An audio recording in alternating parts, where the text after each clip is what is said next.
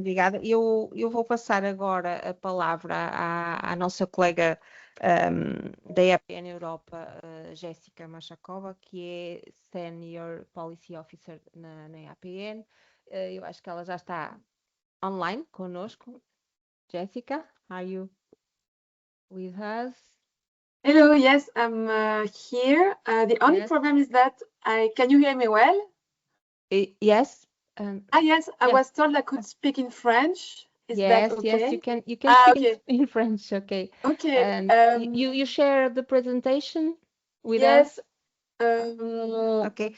but A I cannot Jéssica share my screen. Yes, sorry. A Jéssica vai-nos falar, vai-nos fazer um enquadramento a nível europeu da estratégia europeia de combate à pobreza que está neste momento em discussão e que, em princípio, será aprovada em maio deste ano e, portanto, vai-nos dar a conhecer os contornos desta estratégia europeia e sobretudo, também os passos que a APN Europa deu no sentido de reforçar e de forçar a existência desta estratégia ao nível europeu, sendo que a APN Portugal tem acompanhado este trabalho desde sempre e participa também neste movimento de lobby para a existência desta estratégia europeia. Thank you.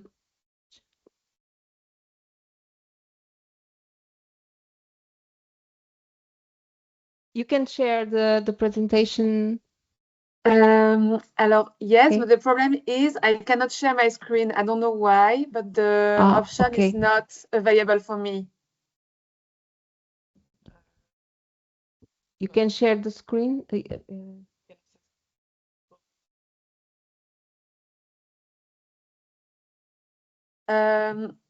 No, the thing a moment is, only. it's okay.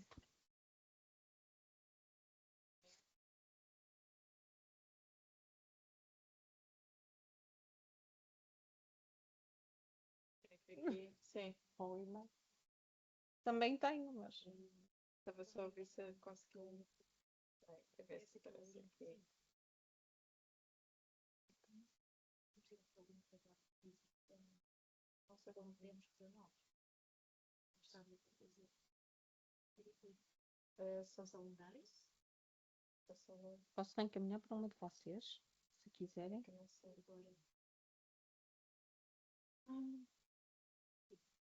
E agora editar e dar o campo. É o que diz aqui. Será que o e-mail dela? Porque eu não tinha o nome dela. Ela pode dar o e-mail para utilizar agora para que consigamos adicionar aí? Jéssica? Oui, yes. You can share with us the email and then we put you. Possible? Yes, I'll send it to you. I sent it to Paola. Let me check. Yes, I sent it to you again.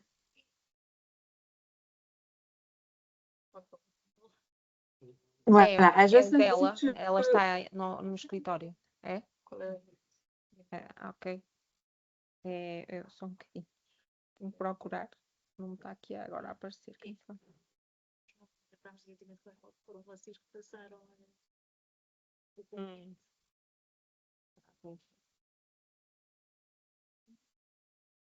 Juliana.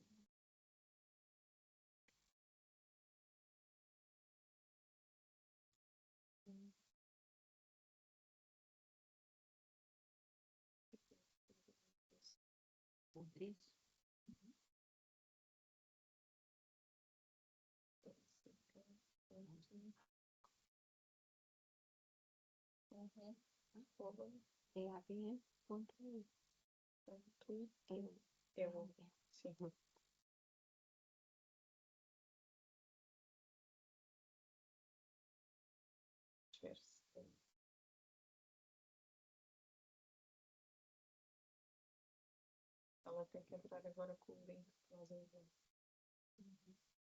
sei se ela já consegue. Você tem que sair e voltar. Jessica, you can try now. No, it doesn't say anything. Maybe if I leave and come back to the meeting. Yes, it's better. Okay, I'm coming back.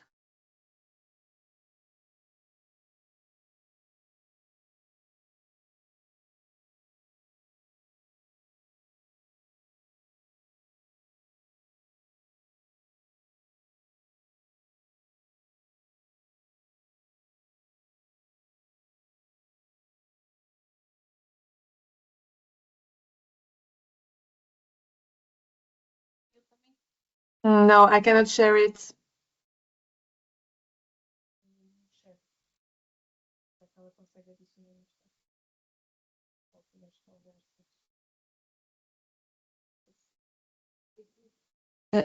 Jessica, you can put the link in the chat or no? The link for the presentation is a PDF.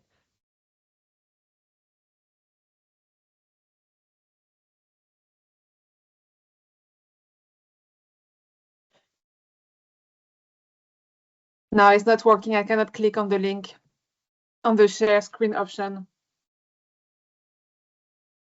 It's so this is all nós vamos colocar uma pena.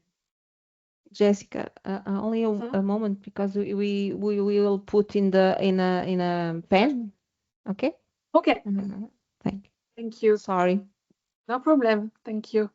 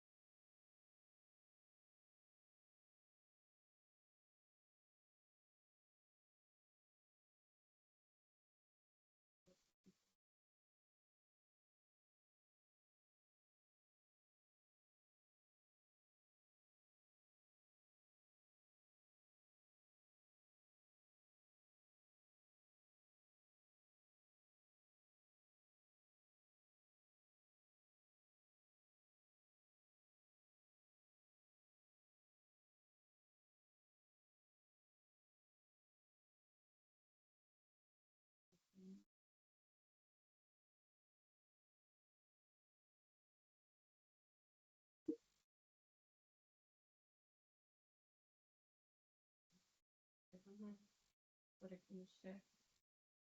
E assim nós descartamos.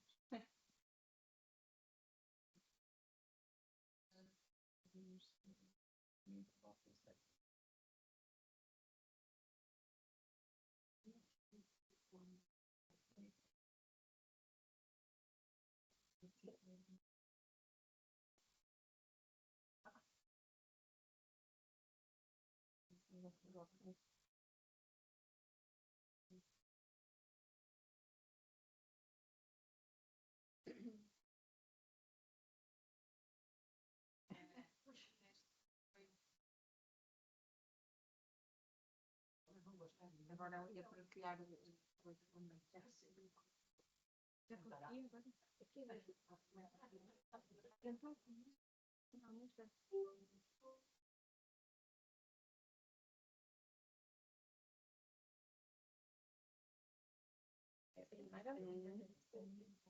É melhor avisar. Okay.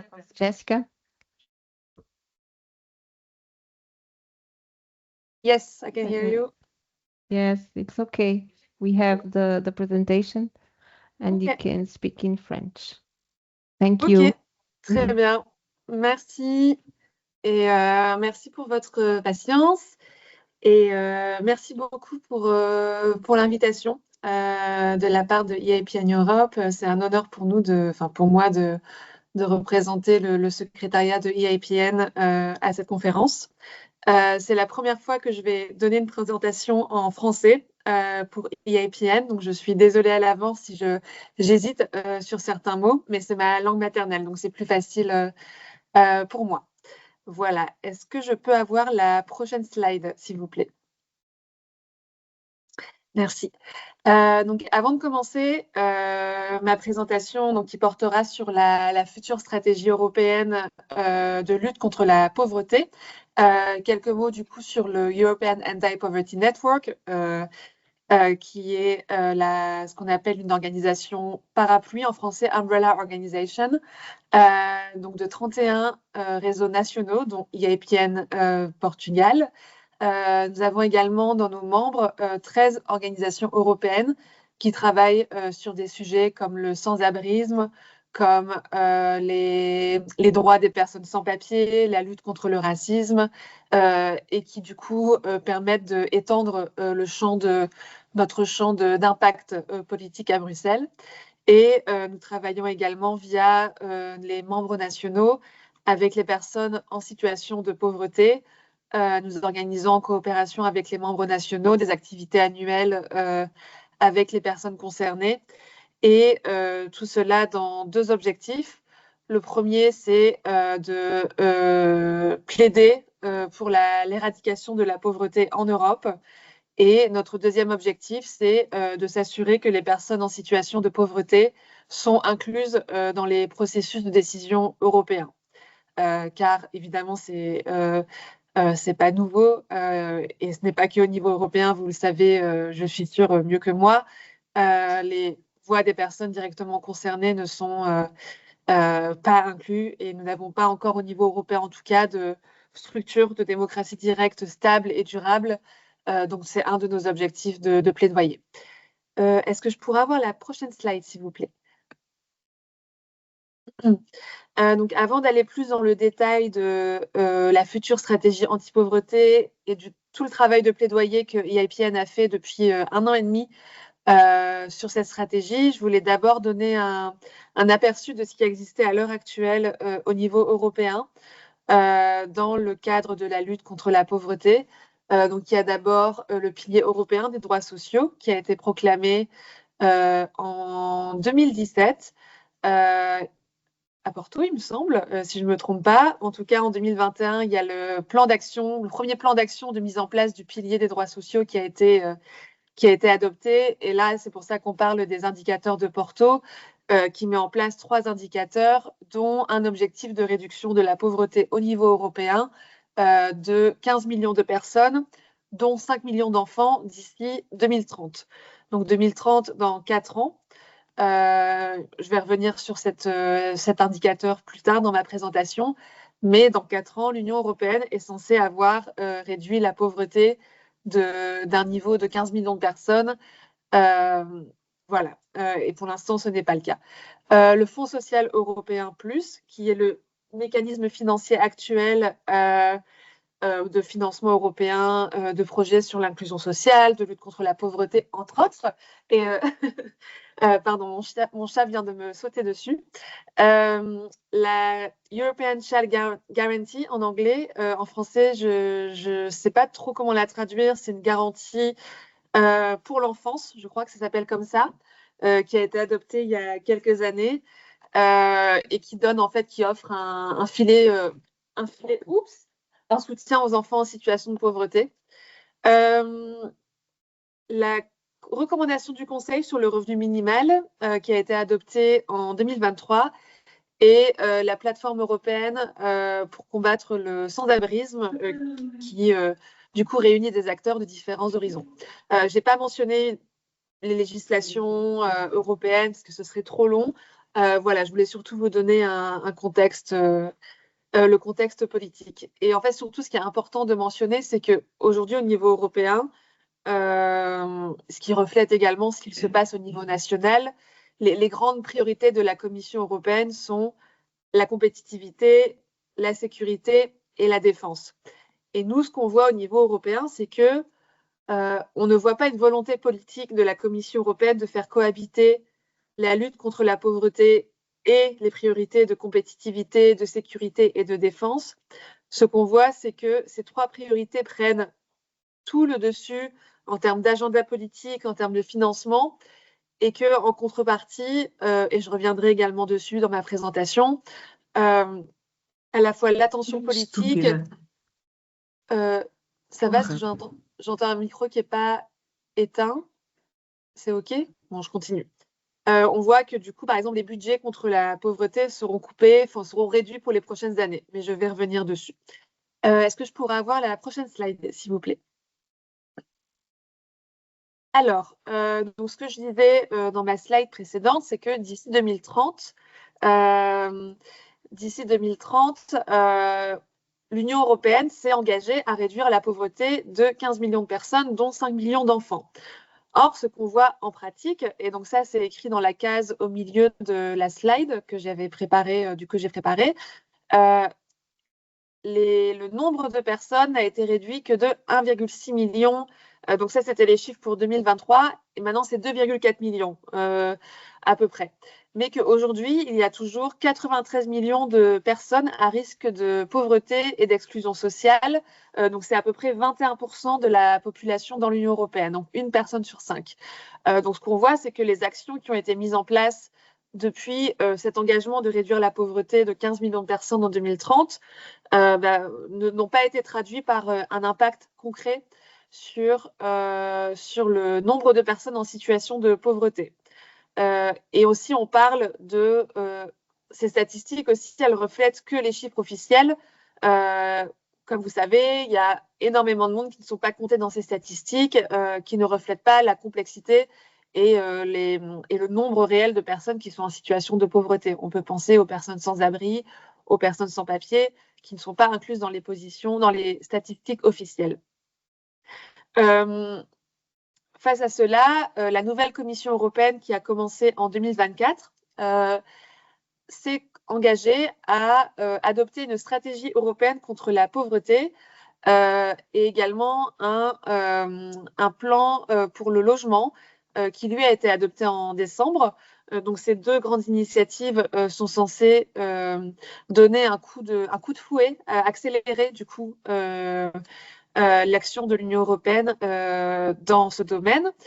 Et également, en septembre 2025, et ça a été une grande surprise, la présidente de la Commission européenne, Ursula von der Leyen, s'est engagée à ce que l'Union européenne éradique la pauvreté d'ici 2050. Donc c'est ce qu'on appelle le SOTE, State of the Union, c'est le nom du discours qui a lieu chaque année, un discours d'orientation de politique générale. Et donc là, la présidente de la Commission européenne a dit que voilà, d'ici 2050, l'Union européenne va éradiquer la pauvreté. C'est à la fois une surprise et c'est à la fois une bonne base politique pour nous en tant qu'association de plaidoyer pour justement expliquer que si l'Union européenne est vraiment sincère dans cet engagement, il va falloir vraiment changer d'approche que ce qui est fait actuellement. Est-ce que je peux avoir la slide suivante, s'il vous plaît? Parce qu'en fait, nous, en effet, chez EAPN, ce qu'on demande depuis la création en fait, du réseau il y a 36 ans maintenant, en 1990, c'est d'avoir un outil politique, une stratégie européenne qui est exclusivement dédiée à la lutte contre la pauvreté, ce qui n'a pas été le cas depuis. Surtout, la lutte contre la pauvreté a toujours été incluse dans des stratégies plus larges qui avaient tout d'abord comme objectif de augmenter le taux d'emploi. Donc, on pense par exemple à la stratégie de Lisbonne ou à la stratégie Europe 2020 qui a été adoptée en 2020. Ces 2 grandes stratégies d'orientation sociale, de politique sociale de l'Union européenne, toutes les 2, en fait, avaient un objectif, c'était de augmenter le taux d'emploi dans l'Union européenne et grâce à l'augmentation du taux d'emploi, on va combattre la pauvreté. Sauf qu'en fait, on ne combat pas du coup, on ne combat pas la pauvreté dans toute sa complexité. Ce n'est pas parce qu'on donne un emploi à quelqu'un qu'on va sortir la personne de la pauvreté et on n'éradique pas la pauvreté comme faisant système en fait, de manière systémique. Aussi, ce qu'on voit, c'est que il y a tout un tas de politiques européennes qui sont censées combattre la pauvreté, mais il y a vraiment un manque de... C'est vraiment la première fois l'année dernière que l'Union européenne a enfin commencé à parler de éradiquer la pauvreté et pas juste de réduire la pauvreté. Et nous, chez EIPN, c'est quelque chose qui nous tient vraiment à cœur, c'est de dire qu'en fait, voilà, éradiquer la pauvreté, c'est un choix politique. On peut envisager une société sans pauvreté, ce n'est pas inévitable, mais à ce moment-là, il faut mettre en place les actions adéquates pour éradiquer la pauvreté. Et donc, en 2025, quand la présidente de la Commission européenne s'est engagée à ce que l'Union européenne éradique la pauvreté en 2050, c'est vraiment la première fois en fait que l'Union européenne a ce discours. Et je pense qu'en tant que EIPN et les membres nationaux de EIPN peuvent aussi se féliciter parce que c'est, je pense, pas que ça évidemment, mais c'est le fruit aussi d'années de plaidoyer, de répéter en fait que l'éradication de la pauvreté, c'est un choix politique.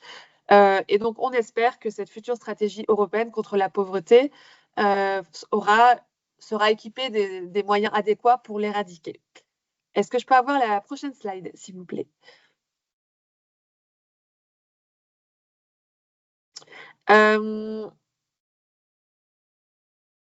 Ouais. Donc, la future stratégie contre la pauvreté de la Commission européenne sera adoptée le mercredi 6 mai. Donc, ce jour-là, on aura une meilleure idée de ce que la Commission européenne va proposer. J'ai fait une slide où je parle du rapport du Parlement européen qui a été adopté hier midi. Donc, le Parlement européen, hier, a adopté son rapport qui donne sa position en tant que Parlement européen sur ce que devrait être, selon lui, la stratégie anti-pauvreté. Et ce rapport du Parlement européen, en fait, il est très important parce qu'il va du coup mettre la pression politique à la Commission européenne pour permettre... pour faire en sorte en fait que cette future stratégie contre la pauvreté, elle soit en fait assez ambitieuse. Donc le rapport a été adopté hier. C'est un député portugais, européen portugais, peut-être que vous le savez déjà, João Oliveira, je m'excuse pour mon accent, qui était le rapporteur de ce rapport. Et ça fait plus d'1 an que EIPN travaille avec lui. Donc on a vraiment travaillé avec lui avant l'écriture du rapport. On a envoyé des amendements. Je sais que les collègues du Portugal aussi ont envoyé des propositions, ont aussi mis la pression pour que ce rapport soit adopté. Et donc hier, il y a eu le vote final. Globalement, le résultat c'est un bon rapport. C'est un rapport qui demande à ce que la future stratégie européenne de la Commission européenne soit human rights based, sont vraiment basés sur des droits humains et pas sur une approche économique de l'emploi, mais vraiment que la lutte contre la pauvreté, c'est une question de droits humains. Ce rapport du Parlement européen demande également à ce que la stratégie soit complète, qu'elle soit équipée de moyens financiers qui soient adéquats. Elle demande également à ce qu'il y ait une approche qui soit intersectionnelle, donc vraiment prendre en compte les différents groupes marginalisés dans l'ensemble des personnes en situation de pauvreté. Donc, il y a des dispositions du rapport qui concernent les femmes, les familles, les parents qui sont parents solo, single parents, donc les parents célibataires par exemple, mais également les personnes en situation de handicap, les personnes LGBT, les personnes sans abri également. Il y a des articles intéressants sur les personnes sans abri. Malheureusement, l'extrême droite et la droite se sont organisées au tout dernier moment, donc avant-hier, et ce rapport, ils ont réussi à faire en sorte que toutes les mentions des personnes migrantes et sans papier soient supprimées du rapport. Donc malheureusement, on n'a pas réussi à contrebalancer le fait qu'en gros, ce rapport du Parlement européen, il ignore totalement la situation des personnes migrantes et des personnes sans papier. Et pour nous, chez EIPN, c'est un énorme regret, surtout que c'est arrivé vraiment, ça a vraiment été une action coordonnée à 2 jours du vote final. Une autre faiblesse de ce rapport, c'est que à la base, on avait réussi à faire en sorte qu'il inclue un appel à une directive européenne pour le revenu minimal, parce qu'il n'y a actuellement pas de législation européenne et que même si tous les États membres ont un dispositif sur le revenu minimal, on voit en pratique, et vous le savez parce qu'il me semble que c'est également la situation au Portugal, qu'en termes d'accessibilité, qu'en termes d'adéquatie, en gros, c'est un revenu minimal qui ne permet pas de vivre dignement parce qu'il est trop bas dans la majorité des cas. Et donc, il y a un manque de standard minimum européen législatif. Et donc, la position de EIPN depuis des années, c'est de demander une directive. On avait réussi à ce que le rapport inclue cet appel pour une directive et malheureusement, la droite a réussi à le faire effacer à 2 jours du vote. Voilà, donc c'est une grande déception pour nous parce qu'on aurait espéré que la Commission européenne propose cette directive ces prochaines années et on a perdu un levier politique important maintenant que ce n'est pas mentionné dans le rapport du Parlement européen. Voilà. Mais globalement, EIPN a publié une première réaction sur nos réseaux sociaux hier. Et là, nous travaillons également en coalition européenne avec d'autres ONG. Nous allons publier un rapport, une réaction plus complète la semaine prochaine avec plus d'analyse de ce qu'il y a dans le rapport. Voilà. Et dans tous les cas, nous attendons que le 6 mai, cette stratégie soit adoptée par la Commission européenne. Est-ce que je pourrais avoir la prochaine slide, s'il vous plaît ?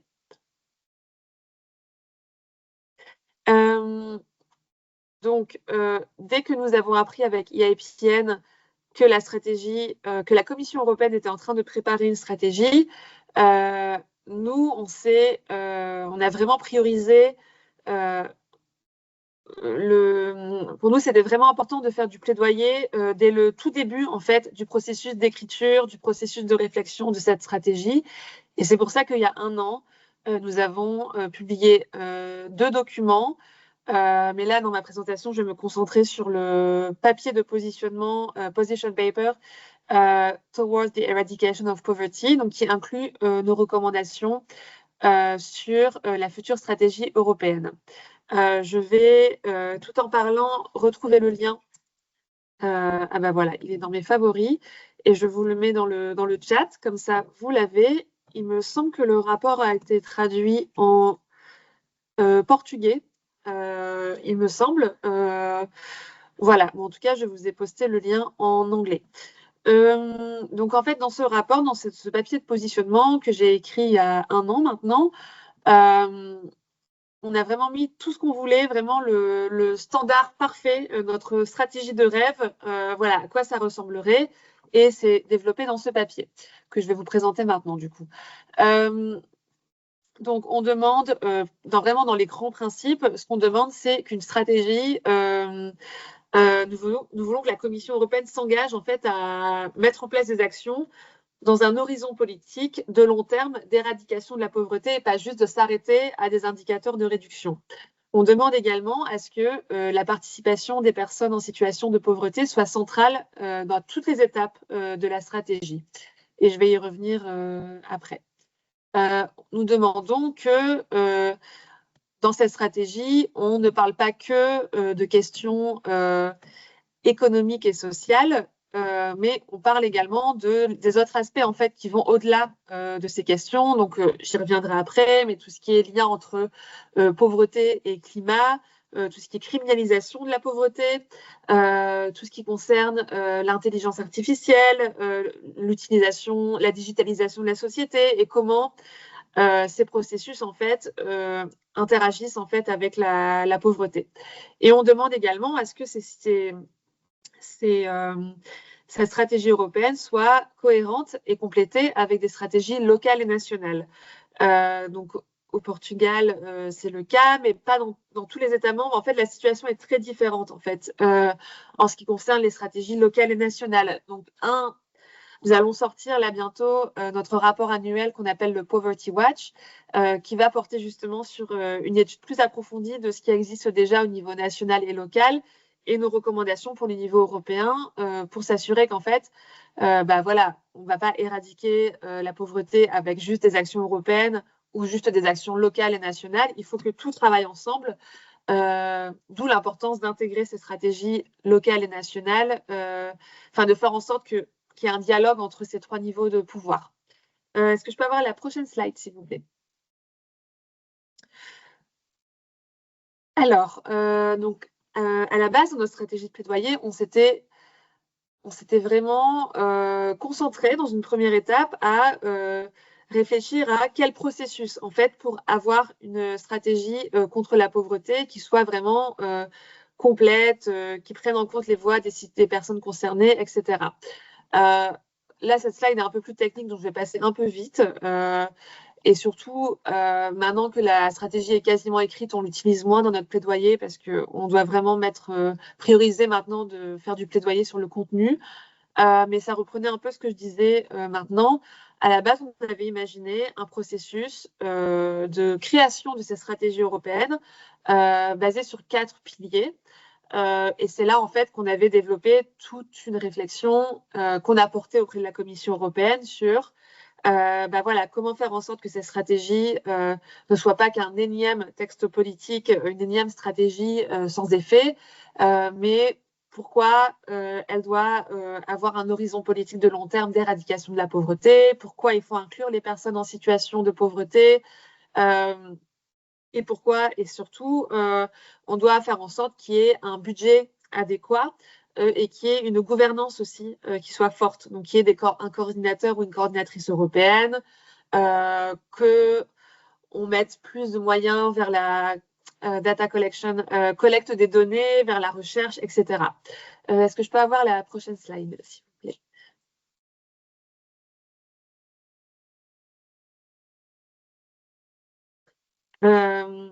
Ah non, ça a bougé.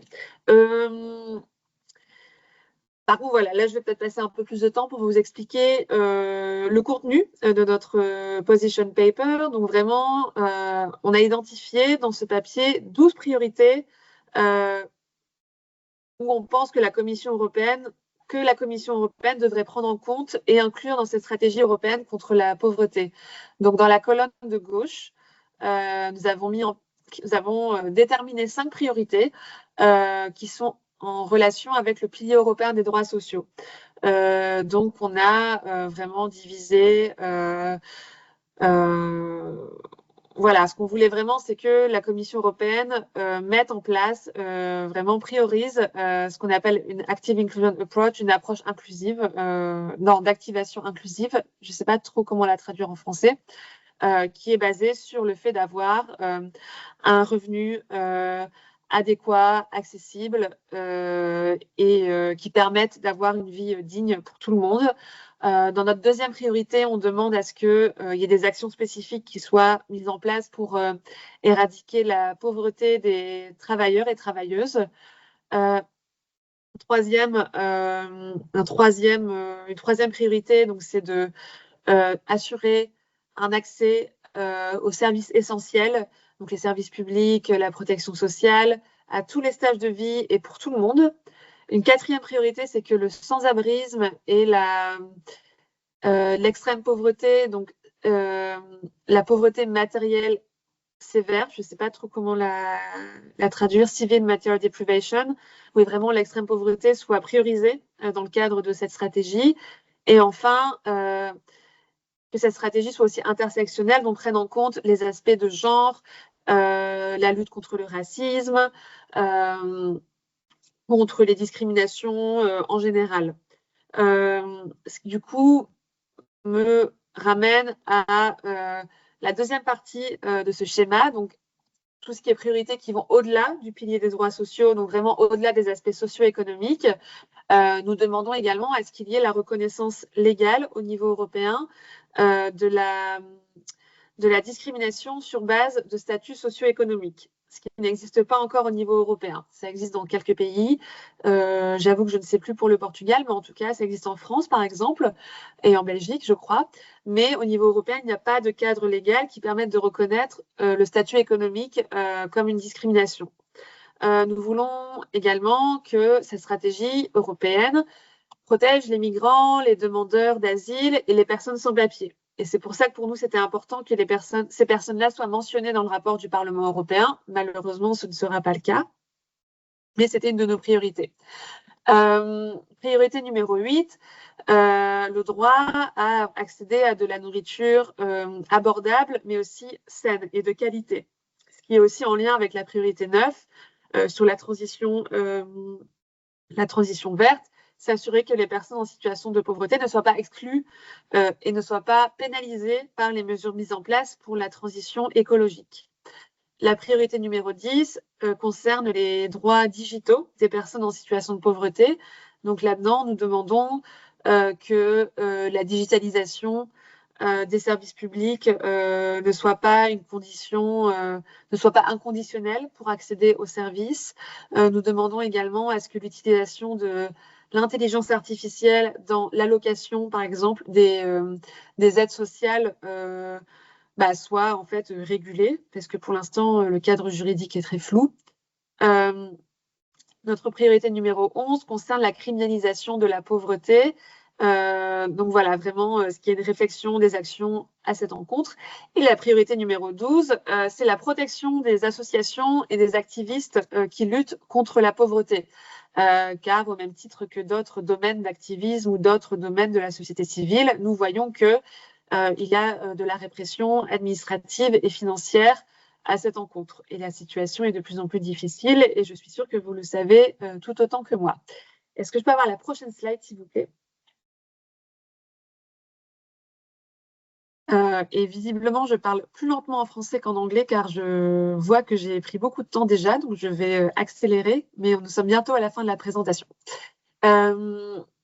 Également, dans le papier, on a réfléchi à la manière dont cette stratégie doit être financée, parce que c'est souvent un argument qu'on entend, qu'il n'y a pas d'argent pour éradiquer la pauvreté, que voilà, les moyens budgétaires ne sont pas là.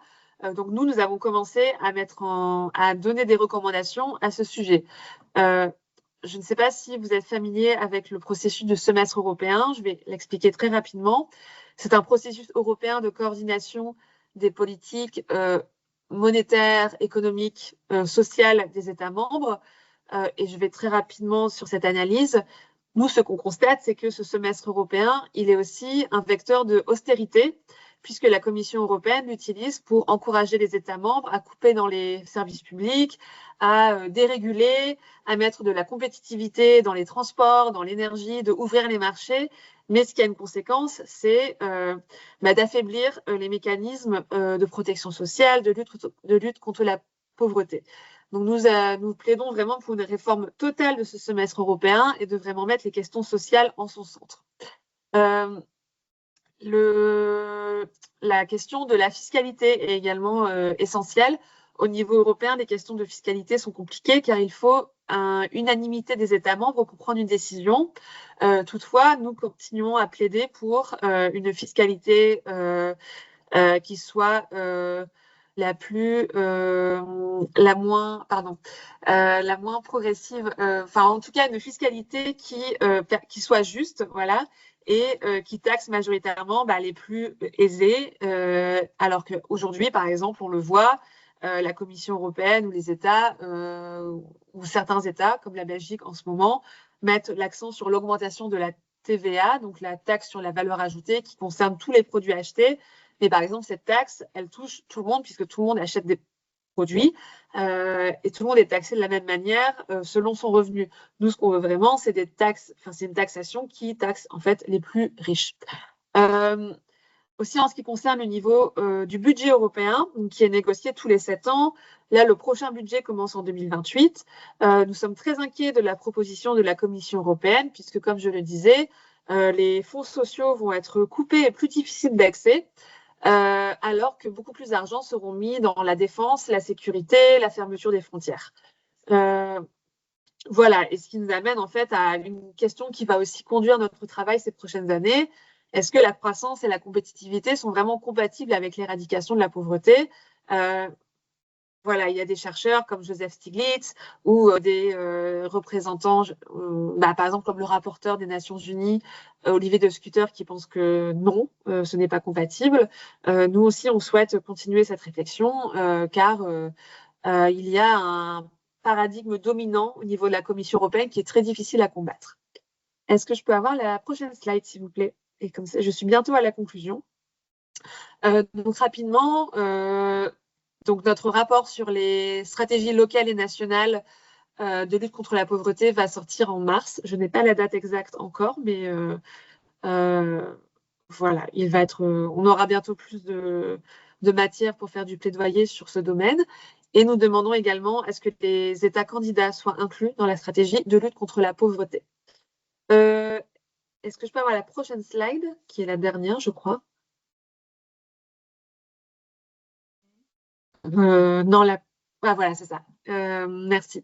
Donc, en conclusion, donc l'éradication de la pauvreté est un choix politique. Et pour nous, cette première stratégie européenne contre la pauvreté, c'est vraiment l'opportunité de faire ce choix politique au niveau européen. Cette stratégie doit être ambitieuse, complète, basée sur les droits humains et être financée de manière adéquate. Et elle doit aller au-delà des simples questions socio-économiques. La participation des personnes en situation de pauvreté est absolument essentielle et à tous les stades. Et enfin, la charge de la lutte contre la pauvreté ne peut pas être mise sur les individus. C'est pour cela que nous avons besoin d'une stratégie européenne qui soit de long terme, qui assure vraiment une approche au niveau du système et des structures de la lutte contre la pauvreté. Voilà, merci beaucoup et j'imagine qu'il y aura du temps après pour les questions. Merci.